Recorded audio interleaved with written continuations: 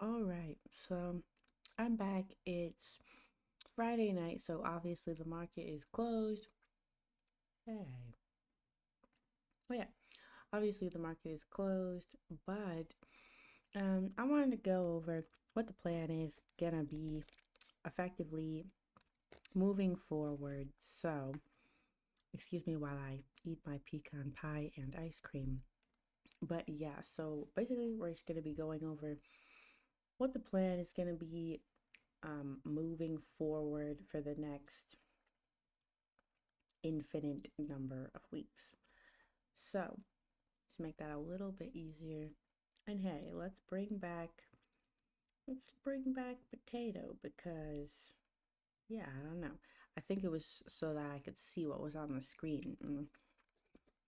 I forgot to bring my little icon back. Also, where's the music? 1 second.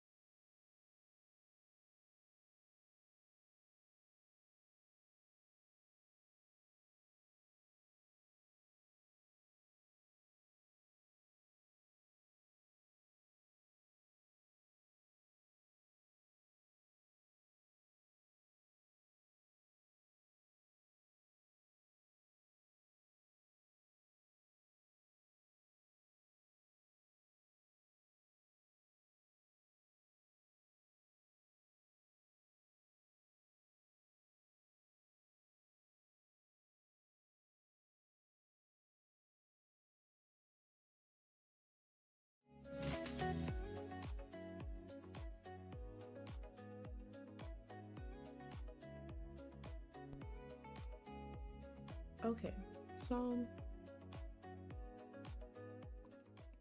really, it's very simple. And also, since I figured out how to draw lines, make drawings global across charts, it has made my life that much easier. Also, I might get rid of this because it doesn't need to be there, but I don't know because this was the original one.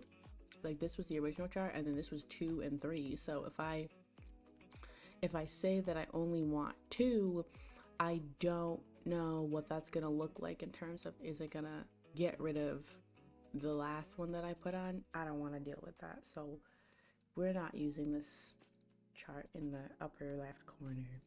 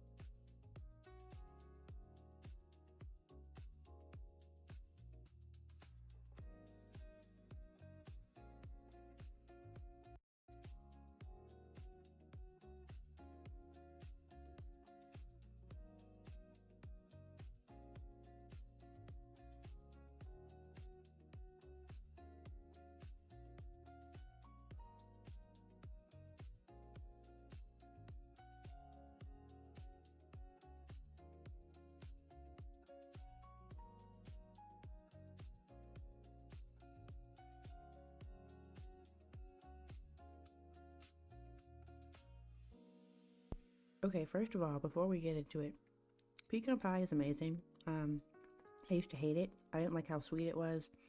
I didn't like, the kind that I had at first, it was way too sweet. Didn't like the consistency. I was like, what is all that glop in the middle?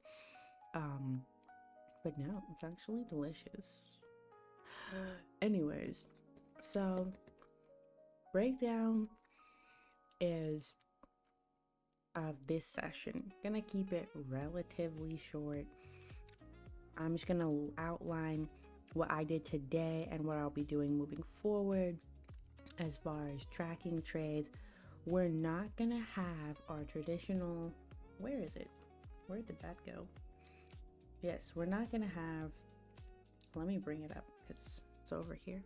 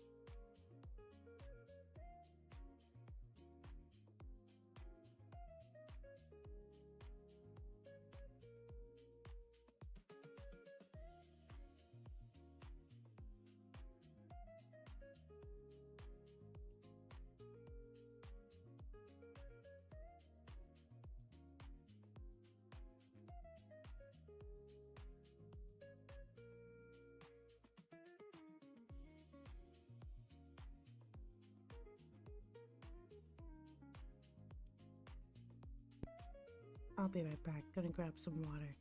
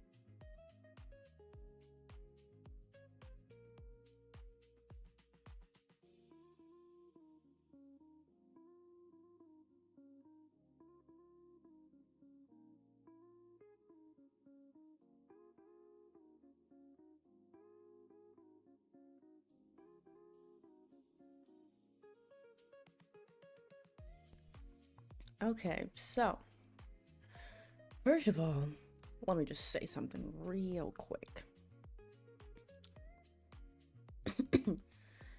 I finished my pie.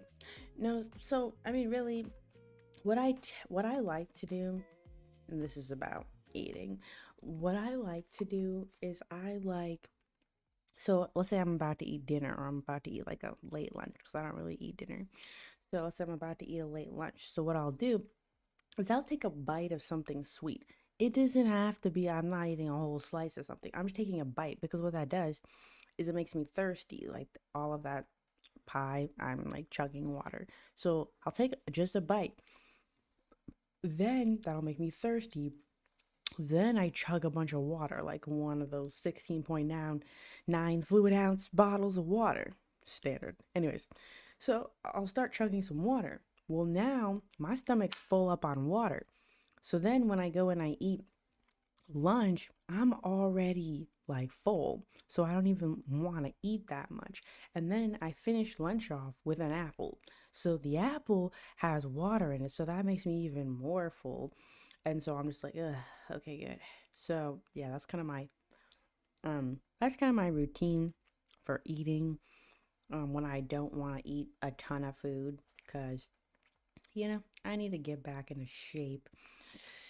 Yeah, okay, that was not what we came here to talk about. So, what did we come here to talk about? Yes, trading, obviously. So, remember that whole thing that we did, and we came out at the end with a negative equity curve. We came out losing $7,700 after basically 100 trades. So, because of that, I determined, nah, we're not gonna. Sure, there were some great days. There were 100% days, there were 93% days, but a single 40% day and a 68% day is what sent it over into the deep end, right? All you need are a few, just a couple, right? Because overall it was good. It was in the 80s, 90s, hundreds, and you have one. If you couldn't even see very well, we have 2 days where it was below suboptimal or whatever. 2 bad days wiped out. How many good days? One, yeah. 1 second. Hold up. Yeah, so yeah, it's 10, that's 9. So out of like 9 trading days, 2 bad days. I think that's 9. Cause that's 10 minus 1. So yeah, 9. So out of 9 trading days, 100 trades. Actually, there technically was more. And if we had counted even more, these 100% days probably would not be that. So, out of 9 trading days, it only took 2 bad days to wipe out 7 good days. So that really is not good at all. And, a lot of it was arbitrary. So we decided, and I talked about this yesterday, or did I? Did I stream yesterday? I think I did. Okay. No, I did. Yeah. Okay. So that's why we're focusing on a little different. So we're not going to be using this spreadsheet. I may come and make a spreadsheet later, but we're not going to be actively doing a spreadsheet. So what I'm going to be doing instead is this. So this, you see all these little lines and things, and I wrote notes and all of that. So basically, after every trading session, I will be taking a screenshot and putting it in a folder, and I'm gonna be getting a what is it? I'm gonna be getting a what's it called? A printer, so that when I print these, so when I take a screenshot, I'm actually gonna print these out and I can put it in like a binder, so I can have a physical copy I can scroll through, take notes on, handwritten notes on. Okay, so this is the one I took from today. Let me open that.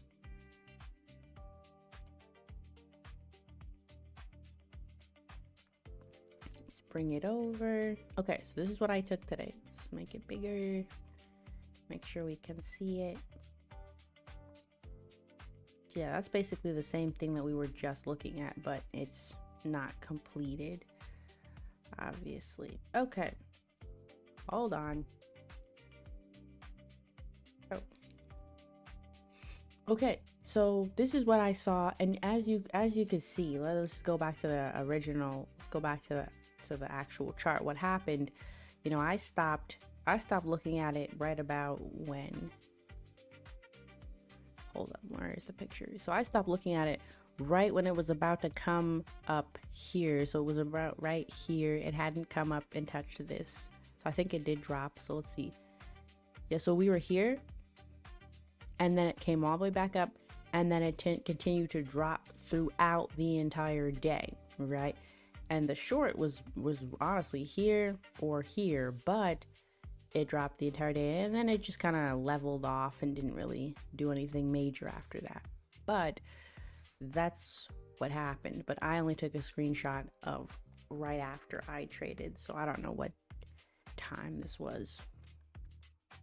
It was this one. It was this candle, this little red one. So it was at 8:45. Okay.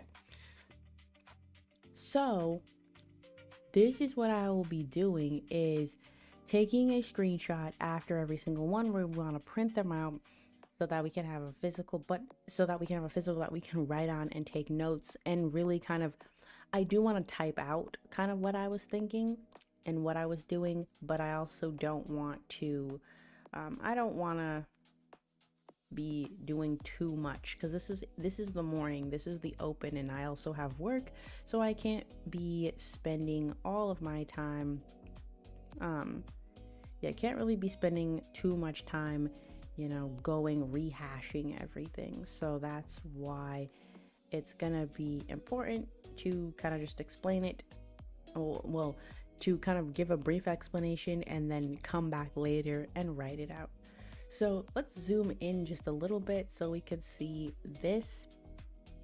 So first thing I did around 8, and this is what we're gonna do. So around 8:25, I came in and I drew out the high and the low of the pre-market session. So that's like the hour before the open, so between 7:30 and 8:30. So I draw out the high and the low. So we had our high and our low. This was a kind of a tight range. Some of the ranges I was seeing, before, they were like pretty wide. You had stuff all the way up here and there's a lot of expansion, but it was kind of a tight range. We just we dropped before the pre-market, and then we just kind of, during pre-market, we just settled into like a range. We didn't really go anywhere.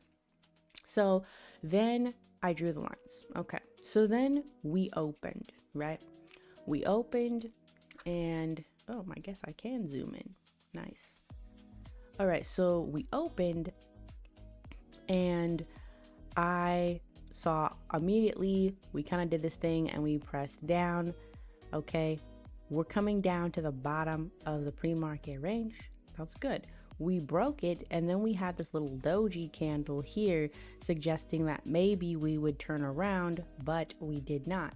So now let's go over to our friends. Okay, so now let's go over to the Renko bricks, because this is where we're actually taking the trades on, is over here. So let's kind of zoom out just a little bit. Whoa. Okay, so what happened? So first, this was that drop that we saw and we broke, and then we had that doji candle where we came back up, and then we hit that, and then we came down. This could have been an entry, and I say could have been because we are red, and we came up and we retested that, and then we appeared to drop. I did not enter, and as you'll see on the other one, I did take paper trades, but I'll talk about that in a second. Okay, so we dropped. I was looking for actually a buy back up to, because here's what I was looking at a trap and then a buy back up, because if you're wanting to sell, you're like, oh, here's a pullback, you enter a sell. You see another pullback, you're like, oh no, I missed the move, so you're trying to get in. Well, this is when it reverses. This is when you want to take a trade. And I said right here, sellers trapped long back to the pre-market low. MACD agrees. This is what we were looking for, not just a buy signal, because this was one, but you actually want to see that the MACD agrees that we're getting that selling momentum, and this is where you want, buying momentum. We're losing selling momentum, because as you can see, at each point where we sold down lower, here's the MACD, then at this point it's here, and then it's here. So there's some divergence. We're not looking for a complete reversal, we're just looking for a buy, at least back up to here. And so that's what ended up happening. We ended up getting in a trade right around, where did I get in? I don't remember. I think because I saw this, and so I would have been 1, 2, probably got in like right here, and then got a quick buy back up, at least to the moving average, 21 moving average, and then I got out. Then I was a little hasty and I tried to sell. What did I try? I tried to sell somewhere, but then it bought and then it sold, but I kind of got, I don't know why. I was paper trading. I don't know why. But I thought, oh, you know, I think I tried selling this or something. And I think it did pull up and I was like, and then I got out, but then it ended up going. But I think more so the point was that, because all of this happening right here is what was happening. Let's see. Shouldn't try to bring it over again. Yeah, I'm trying to, wish I could see all of this a little bit better. All right, so yes, so as you can see, right, what's happening right in this little area is what's also happening right here in this area. So, okay, so back to where we were. Okay, so as you can see what happened, and then we ended up selling for the rest of the day until we settled into another range. So that's the general idea, is I'm gonna basically write commentary about what I saw was happening at the time, and then I'll come back and I'll do maybe more of a journaling entry, kind of, you know, shorthanded, about what I was thinking. Because what I was thinking when this happened, I was like, okay, short off of the low. But then I was like, oh, but that would be a very easy sell trap, you know, make sellers think, aha. I mean, it's very clean, right? Oh, we broke, we tested, we dropped, sell, right? But that also, all of this happened within the 15-minute range, because a lot of people will trade the 15-minute range, and all of this that happened up until this last candle, which is where I bowed out, all of this is the 15-minute range. So a lot of people are waiting for this to all happen and close and be done before they start looking for trades. There's nothing wrong with that. It's just not what we're doing. Okay, so that's the idea. As you can see, nothing has changed. The strategy in and of itself has not changed, right? We're still trading Renko, have been trading Renko since June, but just the structure. I wanted more structure, because before I was randomly coming in at like 7:30 at night and you're looking for trades for an hour, and then all of the trades that I'm looking for become arbitrary because it's like, it's just a random time. But trading at this time, there's structure. We're looking for key levels, and this same setup, right? This setup, I have looked back and I have seen promising results. However, I want to do it in real time. So that is why we will be switching to, instead of streaming at 7:30, because sometimes I'm busy at night. I'm busy or I'm tired. So instead of streaming at 7:30 at night, we'll start around 8:10 to 8:20 in the morning, and then go until probably just before 9, until, if there's a trade, there's a trade. If there's not, there's not. But that's gonna be the new schedule.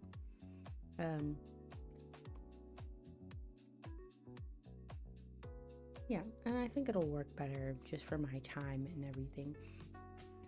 Okay, so enough on that.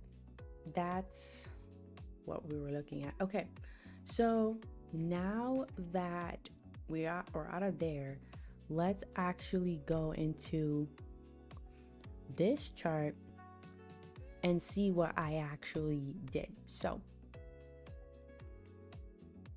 this is where you could have shorted, right? But we didn't.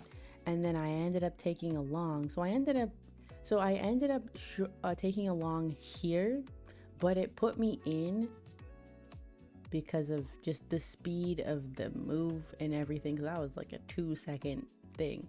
So because of the speed, it ended up throwing me in all the way up here, which was not really great at all. Could have waited for a pullback and then an entry. But yeah, so it really yeah, so it gave me a bad fill, and because of the bad fill, I was down probably like, I don't know, probably down like 1200, I think, before it ended up going up. But yeah, it just gave me a bad fill. um and you see this punch down and you're like, oh no, a rejection, but I didn't buy that as a rejection of this, although it looked like it could have been, but it wasn't, because I was hoping we get closer to that. um so yeah, so that one was okay. I think maybe waiting for like this could have been better, or getting in just a little sooner, like right here, would have been better for drawdown purposes. But it wasn't bad. It wasn't really bad. So now on to the last topic, which is the paper trading, right? I have this paper trading account, okay? Let's go to the paper trading account. Basically, on the paper trading account, that is 9 million, because I put in like 100,000 contracts because I was down like a ton, and I was like, I'm gonna make all this back. So I literally put in 100,000 contracts. I was like, because look at all that red. Yeah. I think I was just chasing chop at that when I saw that red. Anyways, we don't want to be doing that for real.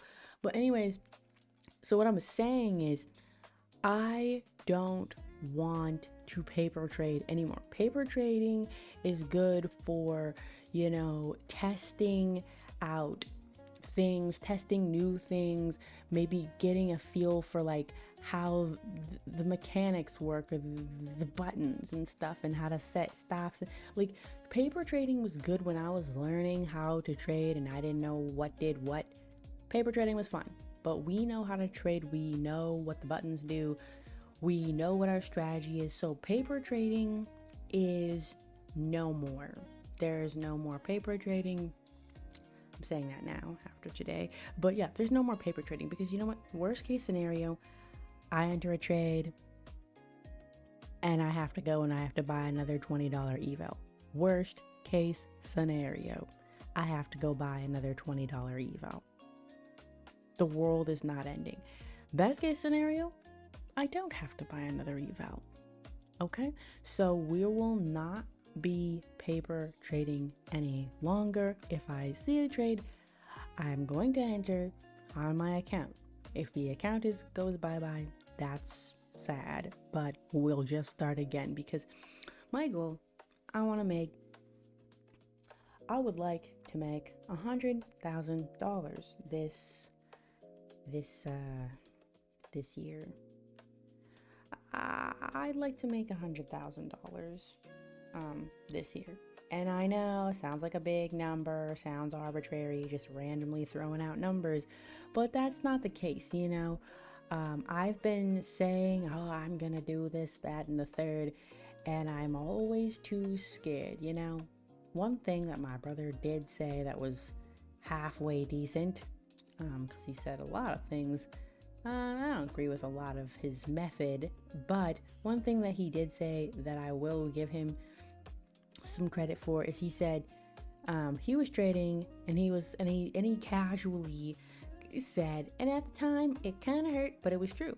He said, you'll never make $100,000. I think it was like, you'll never make the big bucks because you don't risk anything. You don't. You see, he risked things and he made 40 grand in 2 weeks, but then obviously he lost it all, but he still made it, right? And so that the point of that is saying that the point of that is not saying like, oh, you're a terror. No, the point of that is saying that he was right. I will never make the big bucks because I don't risk anything. You have to be willing to risk. And if I can't risk $20 on an account, then how am I supposed to get in trades with size and make, $3,000, $4,000, $5,000 in a trade? I can't, right? If I can't even risk $20, having to spend $20 to get a new eval and $60, $70 to activate it. If I'm not willing to risk $80, then how am I gonna be risking to make 5,000? It's not gonna happen. And so he's very much right in that one aspect. And that thing that stuck with me because it was harsh, but it was very true. It was very true. I cannot make money if I don't risk. And I didn't risk, and I haven't been risking. I've been paper trading. And it's like I have this strategy, and all I needed was some structure around the strategy, not an arbitrary time like, I'm gonna trade at 7:30, or I'm gonna trade between 10 and 12. Like, those are just arbitrary times. They have nothing to do with anything. But having something that's based off of structure, that has momentum because it's at the open and there's volatility, yes, it makes it a little more scary because it's like, I know things are moving so fast. They are moving so fast. So that's why you have to be decisive, and you can't just sit there. And I know what I'm looking for. I know what I want. So it's just a matter of going for it and just do it. So that was the last thing. No more paper trading. There will be no more paper trade anything. So that will be that. Okay. So that's all I have for today. I am gonna do one last thing, because I know we're not gonna be doing our nightly routine anymore, and I kind of miss doing the Bible study, because I would do my Bible study while I was streaming at night, but now I don't have that. So, I'm not gonna be doing that anymore. So it's okay. We're just gonna do it in the morning, and I won't have time because I'll have work and stuff. So I'll find other time to do my Bible study, like maybe in the evening, but without distractions. So that being said, let's go to our verse of the day. One last time on stream, of course. So it says, 2 Corinthians 4, verse 16, so we do not lose heart through our outer self, though our outer self is wasting away, our inner self is being renewed day by day. What is the totality of this verse? Let's go up. Okay, so this is treasures in jars of clay.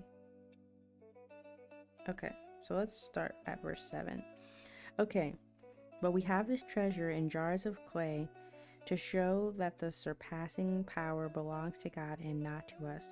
We are afflicted in every way, but not crushed, perplexed, but not driven to despair, persecuted, but not forsaken, struck down, but not destroyed, always carrying in the body the death of Jesus, so that the life of Jesus may also be manifested in our bodies.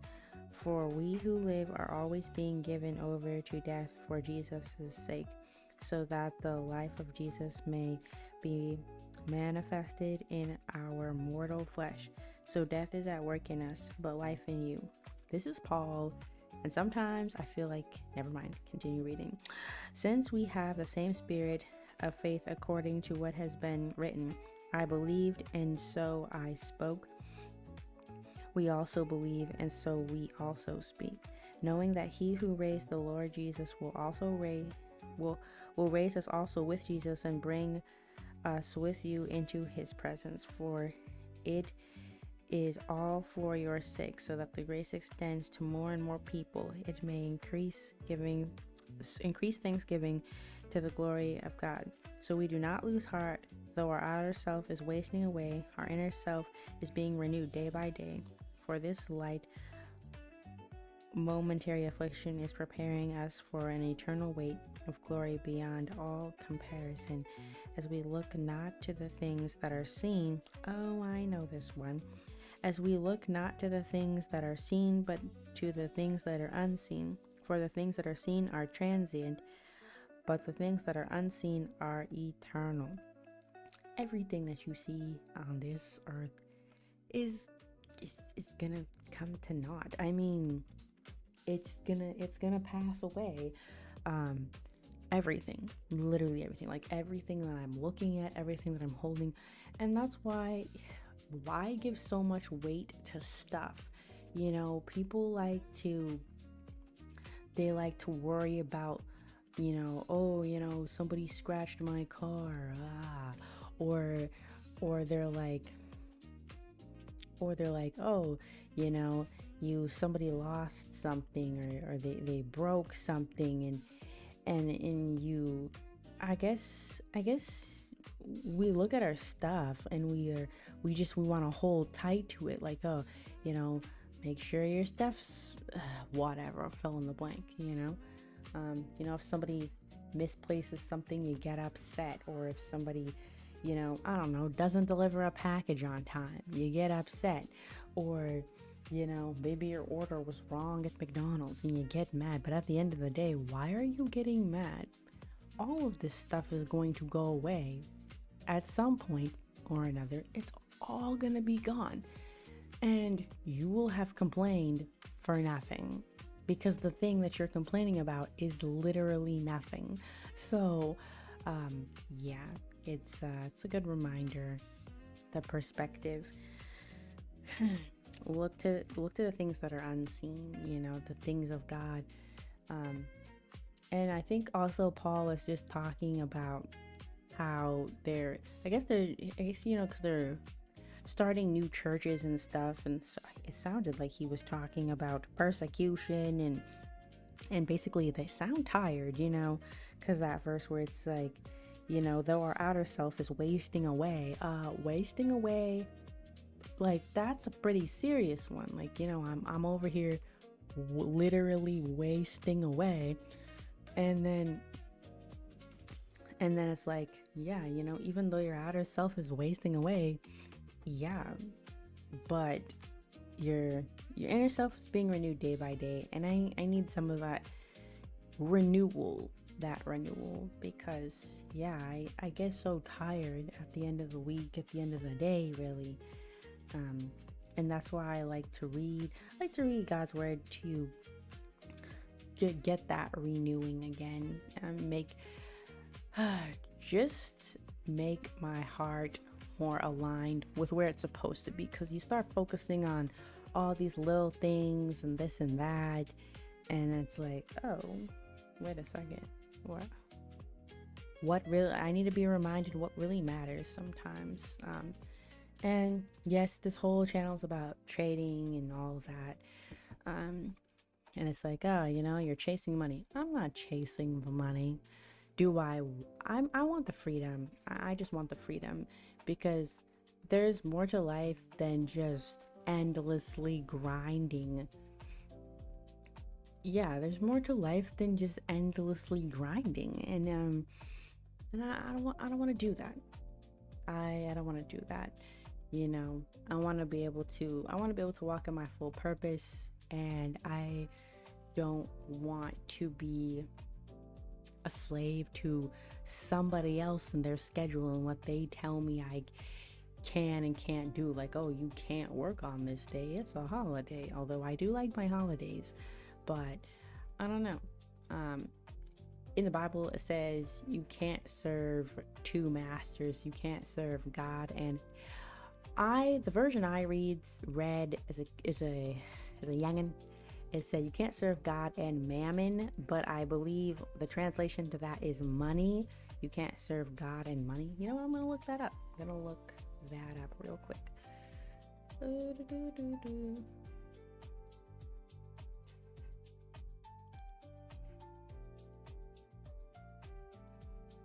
Let's see what verse that was. This is why whenever okay, I have an iPhone, I have the Google search engine, but if I search for something with like the icon, it doesn't let me. Like if I type something too long, it's like that's too long, we're not going to search that. Like I don't know why. I never had that problem on an Android, but it's like I think iPhone is mad because I'm not using their stupid Safari search engine, and so they're like, we're gonna make it so that your life is miserable with the Google search engine. Okay.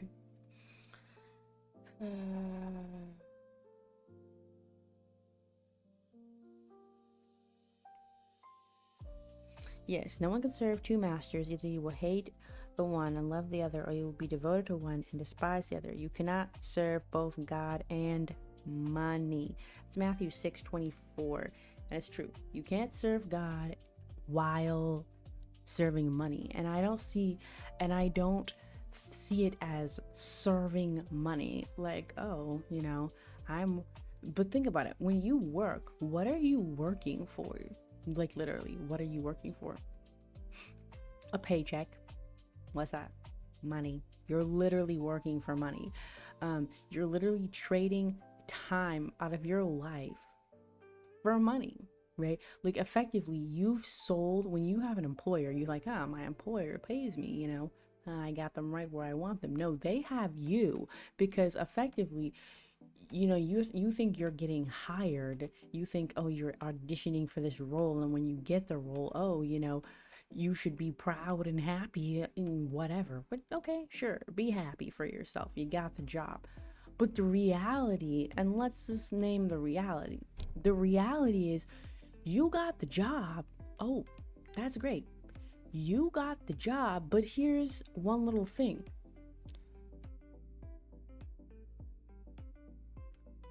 You had to sell something to get it. You had to sell your time. You had to sell your energy.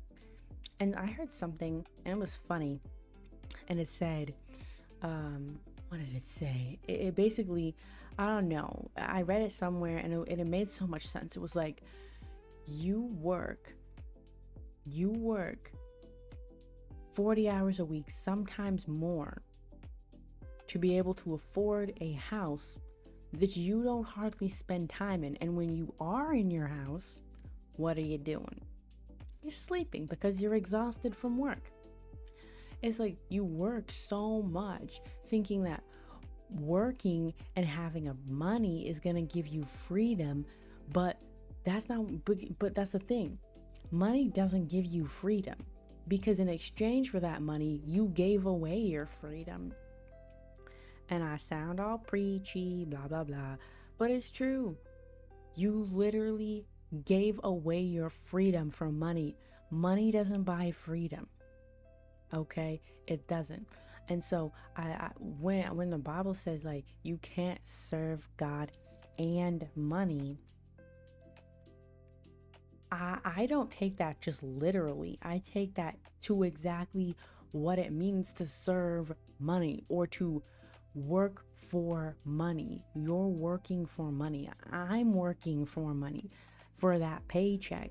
And it's really hard to, and you can serve God at your job, you can witness and do those things, but you can't choose one over the other, right? When you have to choose, choose God or choose being able to have money to put pay your bills and all of that, sometimes we end up doing what? We choose the money because we see that as, oh, cool, that's our means to pay the bills. Actually, no.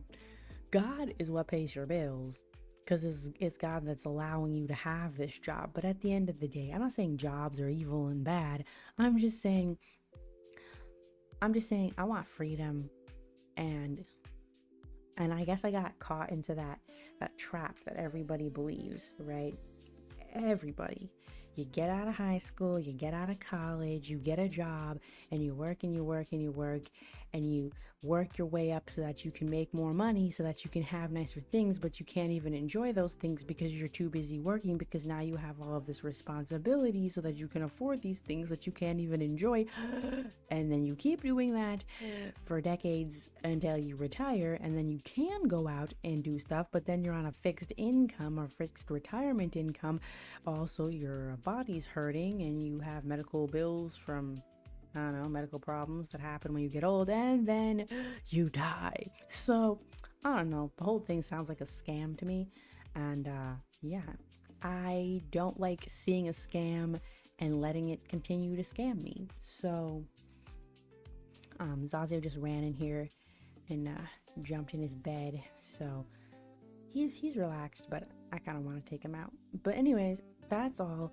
So again, I will be back Monday morning, not Sunday.